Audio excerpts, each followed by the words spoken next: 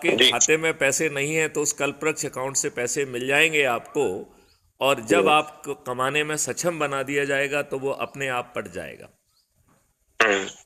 तो जो 5 मौलिक अधिकार हैं, जिसमें रोजगार का मौलिक अधिकार है, शिक्षा का मौलिक हम्म, अधिकार है, भोजन का मौलिक अधिकार है, स्वास्थ्य हम्म, का मौलिक अधिकार है और हैप्पीनेस और प्रॉस्पेरिटी का मौलिक अधिकार है, आप मुझे जी बताइए कि हम बड़ी आसानी से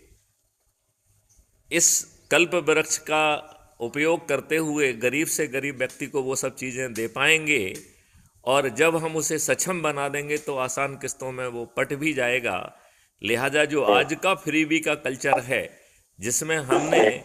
अपने लोगों, गरीब लोगों को मानव शरीर हम्म, में एक कीड़ा मकोड़ा बना दिया है, जो जी फ्रीबी खाने का आदी हो गया है, जो दारू पीने का आदी हो गया है, उसका जी सोच और चिंतन